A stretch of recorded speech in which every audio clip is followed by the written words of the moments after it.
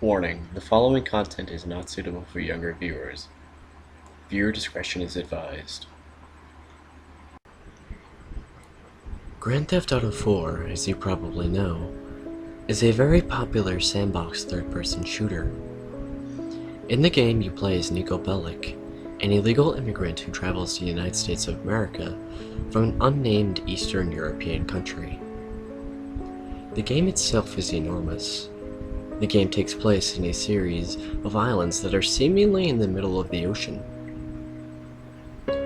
You know that it's in the United States, but you can't travel anywhere outside of Liberty City and Alderney, the two in-game cities. If you try to leave, you die. You can also see that there are no other landmasses outside of the city. This is odd, as the game maintains that not only are you playing in the United States of America, but also that the city is able to function as well as its real-life counterpart, New York City. The second weird part is that you cannot die. Whenever your character would die, he respawns at a hospital. You can jump in front of a car, you can fall off a skyscraper, or you can get shot in the face, but your character cannot die. Also, whenever you get arrested by the police, you get released after they accept a bribe and take your guns. Even if you kill 50 police officers, go on a shooting spree, or hell, even blow up a bus, you can't go to prison. This is especially odd when one considers that there is a prison right there in the game. The third odd part of the game is the background and main role of the character, Niko Bellic. Niko's backstory is revealed in parts throughout the game. He came from an unnamed country, presumably Yugoslavia. His country was torn apart by civil war, and he ended up committing various implied atrocities. When he meets one of his old enemies, Darkov, or Darko, as Niko calls him, near the end of the game, Niko has an option to exact his vengeance and kill him, or let him live. Darko was the one who brought the civil war to Niko's village, and orchestrated a mass murder that killed all of Niko's friends, encouraging him to join in fighting and perform unspeakable acts himself. All throughout the game, the player is given the impression that Niko is only trying to be a nice guy. He just wants to help his cousin Roman, but then ends up the victim in a long series of events that turns him into a criminal and a hitman. When he got off the Platypus, the ship that took him to Liberty City, all he was looking for was the new beginning and the American dream. However, Niko endures a series of turbulent events, and at the game's end, suffers the ultimate loss of either Roman or Niko's prospective love interest, Kate, according to the player's actions in-game. It all seems so horrible for Niko, but does he not deserve it after his past life of murder and violence? He cannot leave. He cannot die. After the game's events, Niko must live for all eternity in Liberty City. Because Niko never actually arrived in Liberty City. The Platypus never reached its destination. Niko Bellic is in hell. Hey, what is happening, everyone? Simon the Husky here, and this is my little thoughts and input to the Grand Theft Auto theory.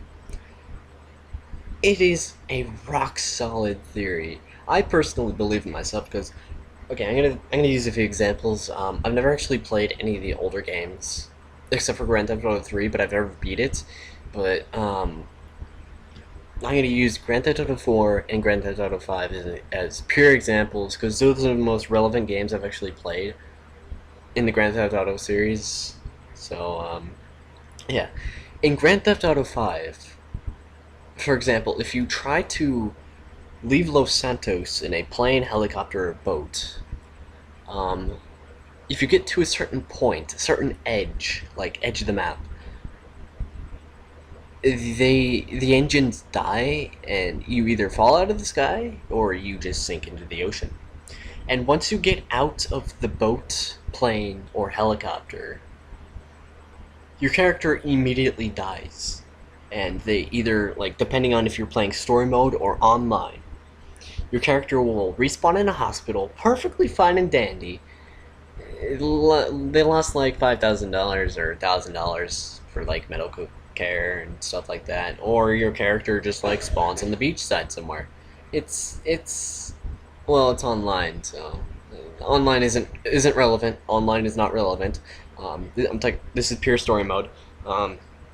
If you get arrested, the police take all of your I think in Grand Theft Auto 4, they took all your weapons, and in Grand Theft Auto 5, they took all your ammunition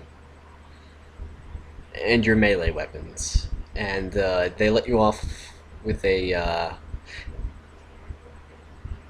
depending on like how bad. Like if it was a 1-star wanted level and they arrested you, they let you off with a bribe. Sometimes if you do like have say a 5-star wanted level in Grand Theft Auto 5, and you're pinned, and an officer pulls you out of the car and arrests you, they let you off with a much bigger bribe, and I'm pretty sure your weapons are taken away. But I've never actually been arrested from like above a 1-star wanted level. I'm sure it's possible. I'm definitely sure it's possible. But I've never been arrested from a higher than a 1-star wanted level.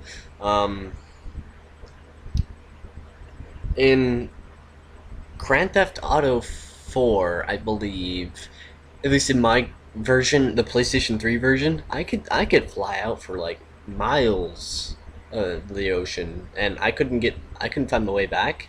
But you don't die, at least from what I saw.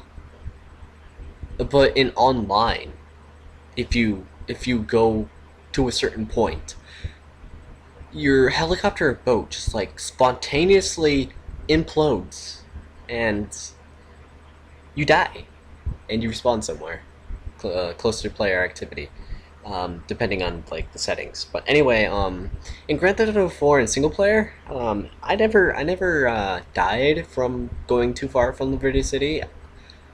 I spent like 45 minutes one time just like flying straight, using the sun as a natural compass, and also using the moon. And I tried to find my way back to Liberty City, but I couldn't find it. I even used the icons on the minimap to help me find my way, but they didn't help. They didn't help.